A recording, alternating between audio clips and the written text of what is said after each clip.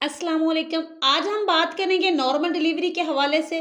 तो normal delivery जो बहनें करवाना चाहती हैं, कौन से टिप्स फॉलो करें तो उनकी इंशाल्लाह नॉर्मल डिलीवरी होगी।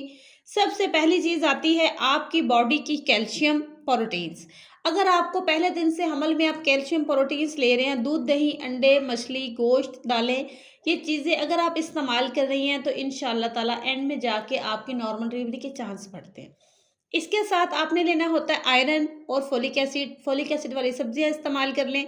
फ्रूट इस्तेमाल करना होता है डेली की बुनियाद पर।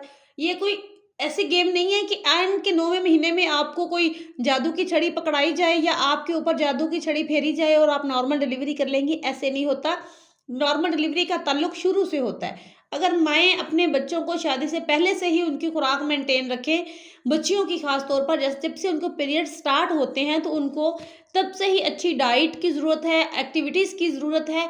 एक अच्छी लड़की अगर परवरिश करती है तो वो 4-5 बच्चे पैदा कर भी लेगी तो उसको पता ही नहीं चलेगा कि बच्चे पैदा किए हैं या नहीं। इतनी ज़्यादा उसकी बॉडी में विटामिन डी, कैल्शियम, एनर्जी मौजूद होता है। अगर तब से हम दे रहे हैं अपने बच्चों को तो हमारी बच्चियों में विटामिन डी और कैल्शियम स्टोर होती है।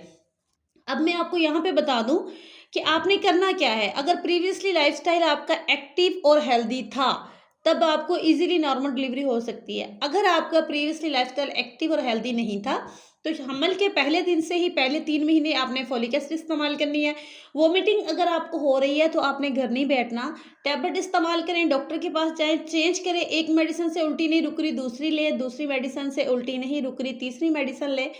तीसरी मेडिसिन से उल्टी नहीं रुक रही तो चौथी मेडिसिन ले। 4 फार्मूले हैं जो उल्टी रोकने वाले, तो हर लड़की को अलग-अलग कोई फार्मूला सूट कर सकता है।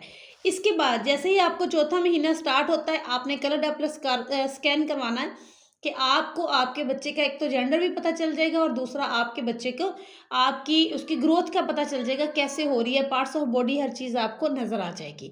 इसके बाद आपने स्टार्ट कर देना है कैल्शियम प्रोटीन्स इस्तेमाल करने शुरू कर देने। कैल्शियम, आयरन और विटामिन डी बहुत ज़रूरी है। बच्चे की यहाँ पे हड्डियाँ बनेंगी फैट बोन के लिए। इसके साथ साथ आपने 1 गिलास डेली का दूध का पीना ही पीना है हर हाल में। देखिए एक रूटीन बना लें। दूध, दही इस्तेमाल करें खुराक में, अंडे इस्तेमाल करें, मछली, गोश्त, दालें इस्तेमाल करें, आयरन वाली डाइट इस्तेमाल करें, फ्रूट डेली इस्तेमाल करें। पानी आपने बहुत ज़्यादा इस्तेमाल करना है। पानी अगर आपकी बॉडी हाइड्रेट रहती है तो नॉर्मल डिलीवरी में आसानी होती है। वज़न आपका बहुत ज़्यादा नहीं बढ़ना चाहिए। अगर आपका वज़न बहुत ज़्यादा है तो इसके बारे में भी अपने डॉक्टर के पास जाकर राय ले सकते हैं, नहीं तो मेरी इसके ऊपर भी वीडियो मौजूद है, आप वो देख सकते हैं। इसके अलावा सबसे अहम चीज़ सॉरी, वॉक जो आपने करनी है, तो वॉक 30 से 20 मिनट कर लें या आप ईज़ी जितना फ़ील कर सकते हैं 10 मिनट से स्टार्ट करके आहिस्ता-आहिस्ता टाइम बढ़ा लें।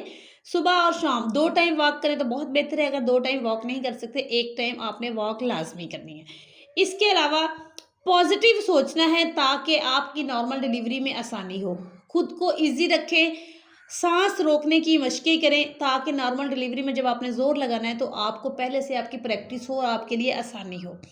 दुआ और ज़िक्र करना है, दिल मुतमईन रखना है अपना, नेगेटिव सोच नहीं सोचनी, स्ट्रेस बिल्कुल नहीं लेना।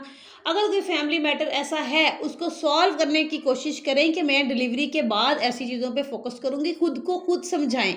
खुद से खुद बातें करें, अपने रूम में बैठे और एक बातें करें कि ये मसला है, तो मैंने इस पे टेंशन नहीं लेनी या मैंने जानबूझ के इसको मज़ीद इसको हवा नहीं देनी, क्रिएट प्रॉब्लम नहीं करनी, तो मैंने इसको हल करना है, बात बाकी चीज़ें बाद की है। इसका आपका और आपके बच्चे पे बहुत बुरा असर पड़ता है अगर आप 24 आवर स्ट्रेस में रहती हैं। तो इसके साथ-साथ आपने नमाज़ नहीं छोड़नी। जो भी हो, जितनी भी दर्द हो, जैसा भी हो, कोशिश करें कि हमल के अंदर नमाज़ ना छोड़ें। ये आपकी नमाज़ भी है और एक किस्म की आपकी वॉक भी है। इससे बच्चा नीचे आता है, ठीक है?